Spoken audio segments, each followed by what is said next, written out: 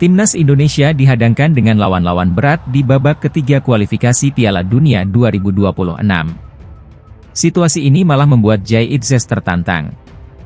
Jay Itzes menceritakan perjuangan Timnas Indonesia untuk bisa tampil di Piala Dunia 2026 ke media Belanda. Bek Venezia ini mengaku bahwa skuad Garuda akan menghadapi ujian berat karena melawan tim-tim unggulan. Ada 6 pot dengan 3 tim dan kami berada di pot terakhir bersama negara lain yang berada di peringkat terendah FIFA, ucap Jay Itzes. Dari setiap pot, ada lawan yang lebih unggul di depan kami. Di atas kertas, itu jadi negara yang kerap menyulitkan setiap saat, imbuhnya. Hasil undian pun mempertemukan Timnas Indonesia dengan Jepang, Australia, Arab Saudi, Bahrain, dan Cina. Bukannya takut, pemain berusia 24 tahun ini justru tertantang. Menurutnya melawan tim-tim kuat bisa membuat Timnas Indonesia lebih maju lagi. Bagi kami, ini adalah peluang baru untuk membawa Indonesia lebih maju. Kami melihatnya sebagai tantangan yang bagus, beber Itzes. Tujuan kami sudah jelas, tapi kita lihat saja seberapa jauh kemajuan yang bisa kita capai, tegasnya.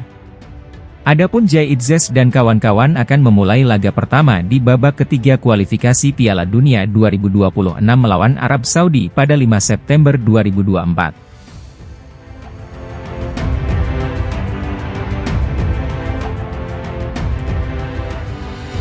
Usaha PSSI untuk menaturalisasi Ula Romeni sepertinya sangat sulit. Sang pemain masih bimbang untuk menerima tawaran PSSI karena alasan tertentu. Fans Timnas Indonesia sepertinya sudah sangat ngebet untuk melihat Ula Romeni berseragam merah putih.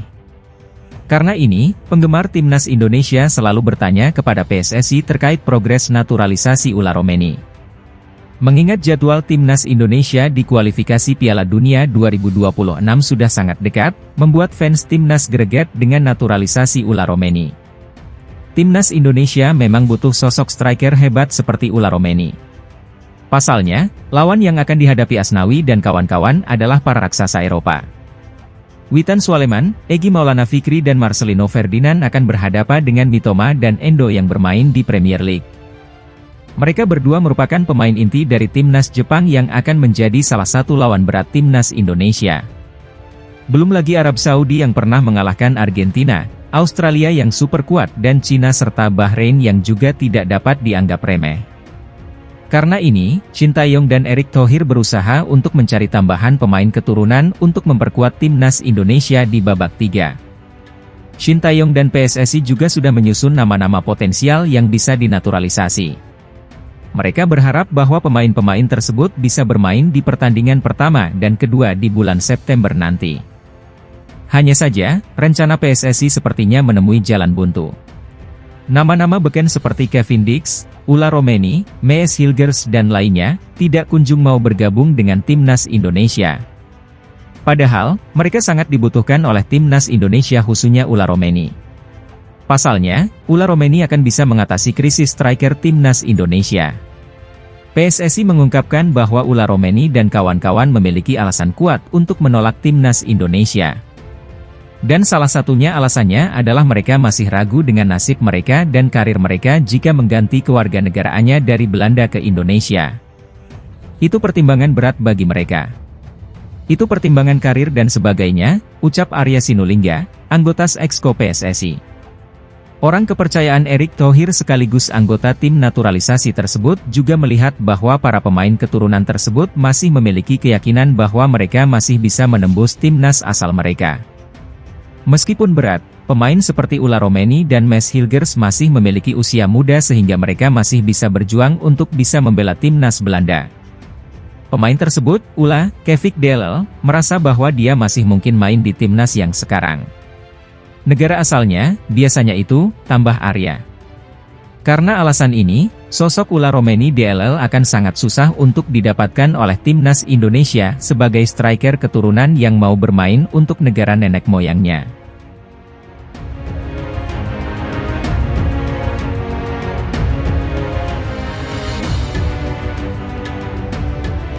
Perihal kepastian Martin Paes untuk membela timnas Indonesia yang masih banyak dipertanyakan, karena belum ada di agenda CAS. Namun pengamat sepak bola, Roni Pangemanan mengaku yakin bahwa kiper FC Dallas itu, bisa segera bermain untuk timnas Indonesia. Menurut Bung Ropan, sapaan akrabnya, berdasarkan komunikasi dengan Ketua Umum PSSI, Erick Thohir, Martin Paes dipastikan bisa membela timnas Indonesia. Namun karena belum ada di List of Hearings Court of Arbitration for Sport, CAS, diperkirakan Martin Paes baru tersedia di bulan Oktober atau November. Dipastikan bisa membela timnas Indonesia, paling cepat Oktober atau November, kata Bung Ropan, dikutip radarkuningan.com, Kamis, 18 Juli 2024. Bung Ropan juga yakin bahwa Martin Paes bisa lolos di sidang arbitrase CAS. Salah satu faktornya adalah sudah menjadi WNI. Sementara itu, Exco PSSI Arya Sinulinga mengatakan bahwa Martin Paes pasti akan bermain untuk timnas Indonesia. Paes sudah mendapatkan kewarganegaraan dan sangat kuat keinginannya bermain untuk timnas Indonesia. Kalau kita enggak mau, ngapain kita jadikan WNI, ucap Arya Sinulinga.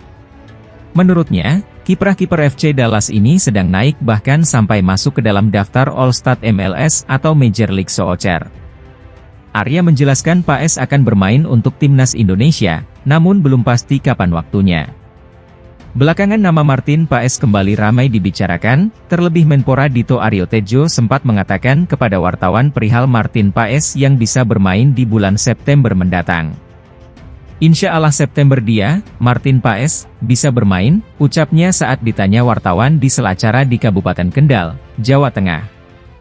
Hal ini menjadi kabar bahagia bagi para penggemar sepak bola Indonesia, terlebih Paes sangat dibutuhkan untuk menjadi pertahanan terakhir untuk hadapi gelaran kualifikasi Piala Dunia 2026 zona Asia. Mengacu penjelasan itu, Paes sudah pasti bermain, namun untuk kapan waktunya itu masih belum ada kepastian.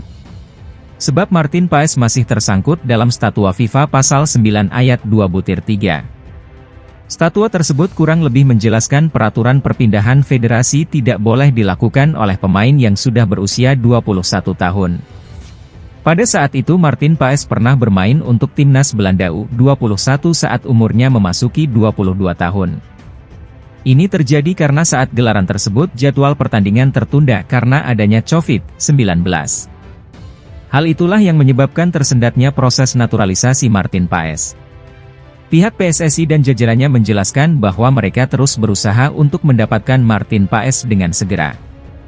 Sementara untuk update terbaru jadwal sidang yang telah diliris oleh CAS untuk periode bulan Juli, September nama Martin Paes masih belum tersedia. Artinya untuk jenjang waktu yang telah dirilis CAS maka Paes masih belum bisa bermain dalam periode bulan tersebut. Mengingat timnas Indonesia akan hadapi gelaran ronde 3 kualifikasi Piala Dunia 2026 zona Asia pada September mendatang, kehadiran Paes tentu sangat diharapkan dengan segera. Indonesia tergabung dalam grup C bersama dengan tim-tim langgana Piala Dunia seperti Jepang, Australia, Arab Saudi serta 2 tim kuat lainnya yaitu Bahrain dan Cina PR. Dalam laga tandang pertama timnas Indonesia akan hadapi Arab Saudi pada 5 September mendatang. Tentu kehadiran Martin Paes sangat diharapkan untuk hadapi gelaran ini. Martin Paes akan bermain untuk timnas Indonesia, untuk waktunya itu masih belum pasti, kita harus tunggu rilis jadwal sidang CAS.